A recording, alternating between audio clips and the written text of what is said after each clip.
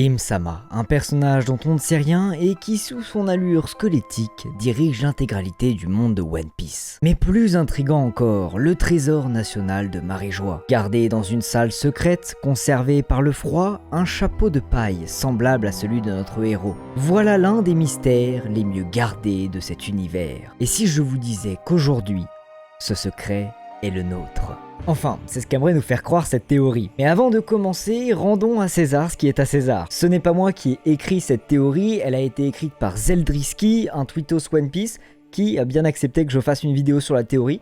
Donc mes amis, on va en parler, mais vous pourrez retrouver son thread qui parle de la théorie en description. Comme ça voilà, si vous voulez voir le tweet original, eh bien vous pouvez, y a pas de souci. Chapitre 761, c'est là que démarre notre théorie. Alors que Trafalgar Law remet en question l'exploit de Doffy dans la manipulation du CP0, l'ex-dragon céleste va nous apprendre deux choses majeures. La première, c'est qu'il détient le secret concernant le trésor de Marijois, ce qui lui donne certains privilèges, précisant que l'existence même de cet objet pourrait bouleverser le monde. Ce qui veut donc dire que cet objet recèle une très grande puissance, un pouvoir capable de changer le monde. Mais alors, pourquoi son détenteur ne l'utilise pas? Ah oui, pourquoi?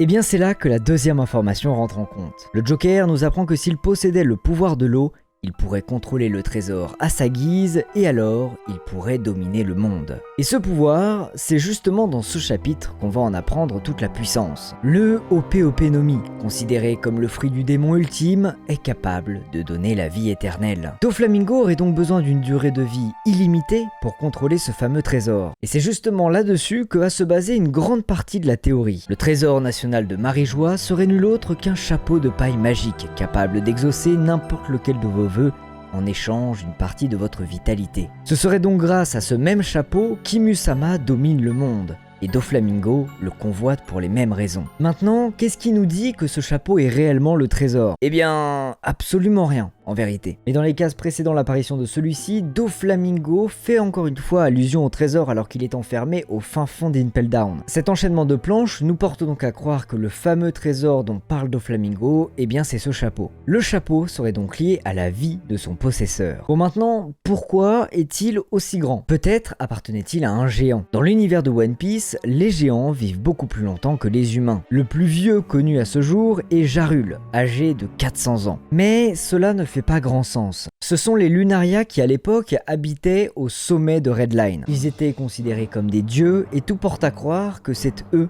qui avaient le chapeau entre leurs mains. Comment est-ce qu'on le sait? Eh bien grâce aux deux fresques des mini-aventures du méga beau gosse Ener. Oui, je kiffe Ener, voilà. Dans ces fresques, on voit les trois peuples.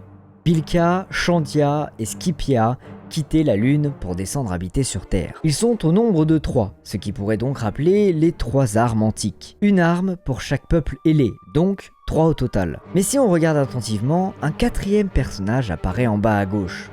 Il représente les Lunaris.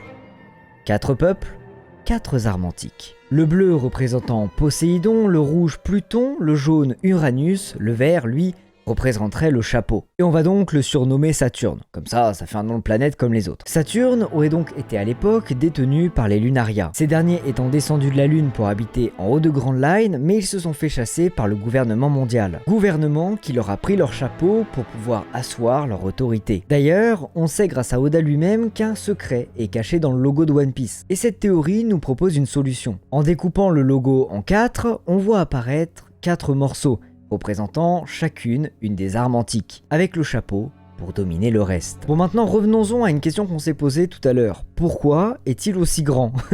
Peut-être que son précédent utilisateur était un hybride entre la race des géants et des Lunaria. Perso, et là je vais rajouter mon grain de sel, ce n'est pas du tout dans la théorie, je me dis que Im-sama était peut-être un géant avant. Mais Im a fait le souhait de dominer le monde, un souhait très coûteux qui lui a coûté beaucoup de vitalité, le faisant donc passer d'un géant à un simple humain. Et maintenant trop affaibli pour faire n'importe quel souhait, eh bien il a décidé de laisser de côté le chapeau. Ou peut-être que le chapeau, qui est un chapeau magique, prend une taille adaptée pour son détenteur. Et même si Im a maintenant une apparence humaine, bah son âme reste celle d'un géant, donc le chapeau reste grand. En tout cas, c'est une petite théorie que j'ai dans ma tête. Maintenant, reparlons un tout petit peu du pouvoir du chapeau. Car au-delà des dires de Doflamingo, la théorie repose sur autre chose. En 1831, Honoré de Balzac sort un livre intitulé La peau de chagrin. La théorie voudrait donc que Oda se soit inspiré de ce roman. Le thème central du livre est le conflit entre désir et longévité. La peau de chagrin magique représente la force vitale de son propriétaire, et elle se racornit à chaque satisfaction de son désir.